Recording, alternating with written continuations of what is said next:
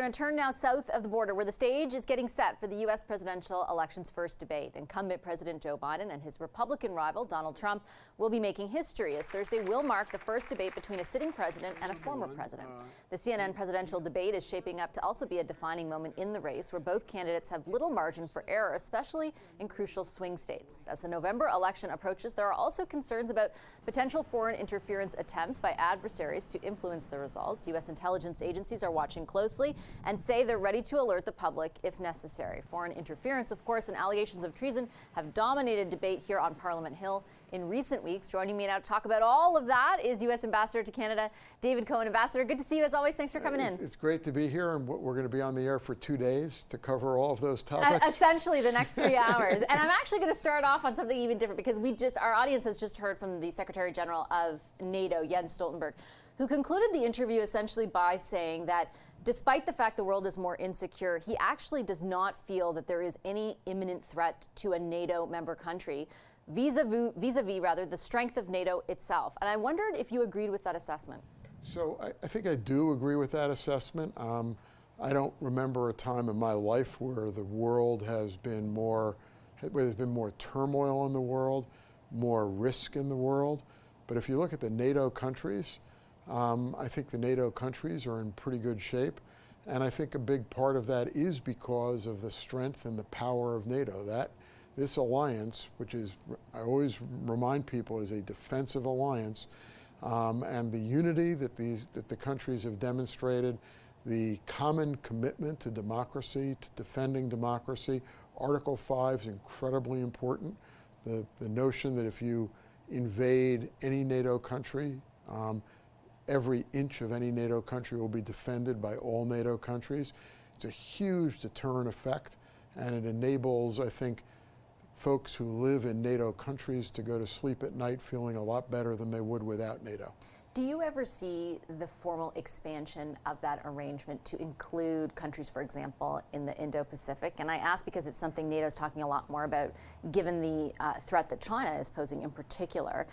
They've talked about alignment, but don't go so far as talk about a formal arrangement. How do you view it? So I think it'd be premature for me to opine on that. It is a matter of continuing discussion, and I think it's not insignificant that at the NATO summit, which is, as you pointed out, is scheduled for a couple weeks from now in Washington, the Indo-Pacific countries are all invited. Are invited to come, to participate, to be a part of the conversation and the discussion. I do think there's a growing recognition that the world is even more interconnected than it was when NATO was formed. And that what's a risk in the Indo-Pacific, what's at risk in the Mideast, what's at risk in the Arctic, is a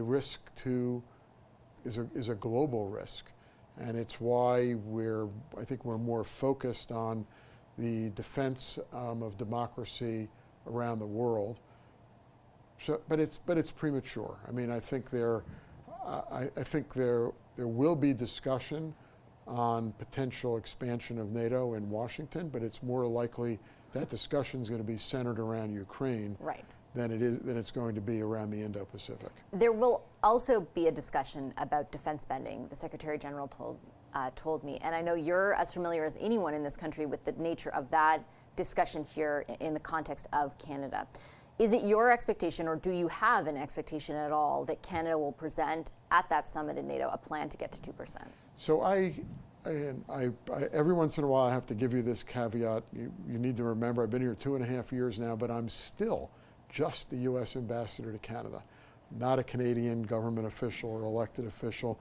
And I just point out the U.S. Ambassador to NATO comes on quite frequently to call out Canada for not having a plan. So that's the genesis of my question to you. Look, the United States position is very clear, and I think I've articulated it before, which is that while we do think Canada needs to step up and spend more on defense, we do not measure Canada's commitment to defense by reference to any single metric, even the percentage of GDP that you spend on defense. And I feel even more comfortable with that statement today because, as you point out, the Secretary General was here, and he said exactly the same thing.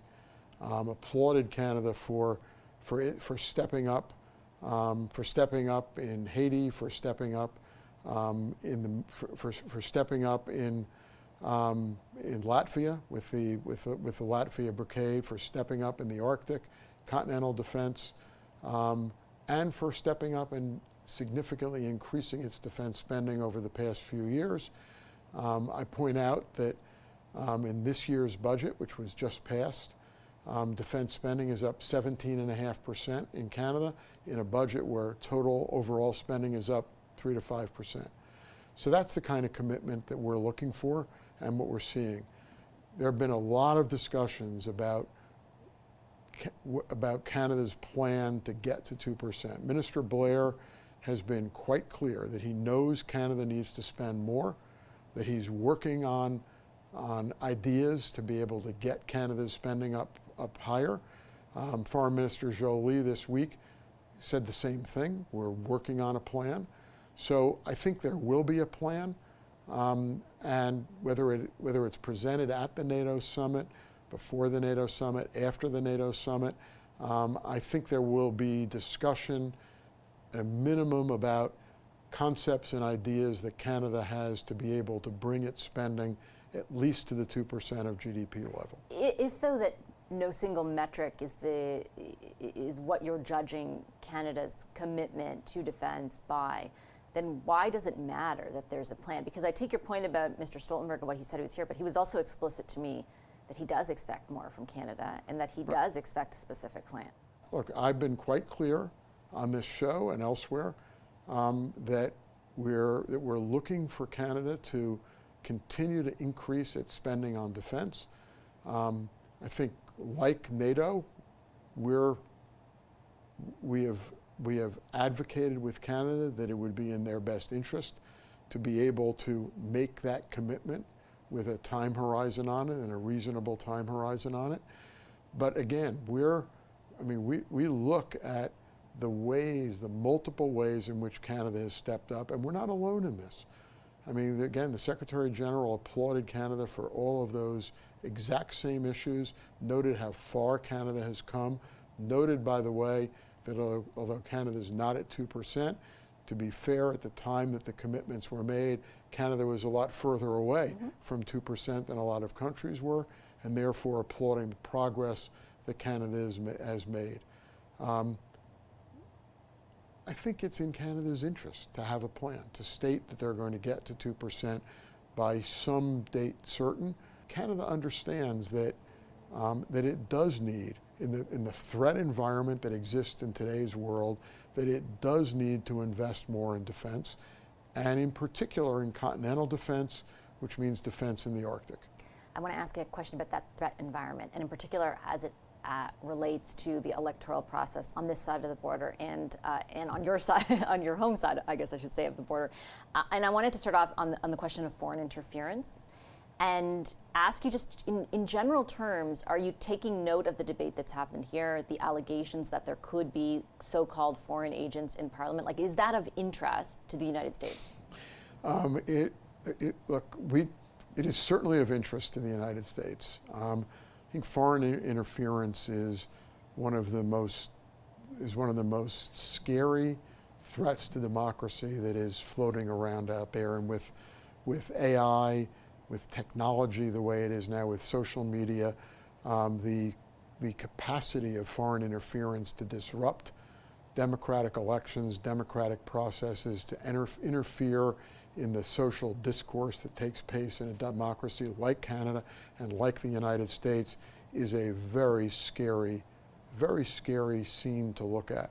And we're worried about it on the U.S. side of the border as well. You referenced it in the introductory comments. And I think that in the United States, we're taking as aggressive a set of steps as we can to call out foreign interference, to investigate our foreign interference. As you said, the commitment that we've made to the American public is that if we find foreign interference, if we see foreign interference, we will call it out publicly and make sure that the public knows about it. I think in an early appearance on this show, I talked about my own bias. I'm just incredibly committed to the First Amendment and to the ability of people to speak the way they want to speak and what they want to say. By the same token, I note that disinformation is not protected speech. It's disinformation. When I was a first-year law student, one of the first cases I read was a very famous case dealing with the right of somebody to yell fire in a crowded theater. That is not a First Amendment protected right because of the risk of harm that you cause to the people in the theater who race out of the theater because they're afraid of fire. It is equally not protected speech to call for genocide, to knowingly populate false and misleading statements. And so it's okay with me, even with my protection of the First Amendment, for us to be very vigilant in how we confront disinformation and attempted foreign interference. But I do believe that the most effective, the safest, the most protected way to combat disinformation and foreign interference is with truth and with more positive speech, and to correct disinformation with information. Well, that brings me to the final question I have for you, which is where we might see that on the big stage this week in the debate. I know that your position is not a political one, as you've also mentioned many times on this program. So I have a very simple question in that context. In your view, is this debate... Almost all of your questions are simple. It's the answers that are hard. That's very true. Sure. That's very true. Is this debate an important moment in this campaign, in your view? Well, I just have to be so careful because both legally and for my own reputation here in Canada and elsewhere, I think it's overridingly important that I not be perceived as being engaged in politics and including in this upcoming election. But I'm a big fan of debates for the reason that I just talked about. I think debates are an opportunity for the public to be able to see both candidates or all candidates talking to the American public where each other is present, and for the opportunity for candidates and moderators to correct disinformation or misinformation that is articulated by either candidate. And so I think all debates are important parts of the democratic process. They're important parts of our free and fair election process. So I do think that the first presidential debate is an important moment in the presidential campaign, and it's an important moment in demonstrating the way that our democracy works, and it really works in the United States. Are you surprised it's happening? I'm not surprised that it's happening. There hasn't been a presidential election since the Kennedy-Nixon election where there hasn't been presidential debates. I might be a little surprised that it's happening as early as it's happening. Okay, I will leave it on that note. Ambassador Cohen, great to see you. Have a wonderful summer. Thank you. Great to see you, and have a wonderful summer as well. I'll see you on the 4th. You bet. U.S. Ambassador to Canada David Cohen.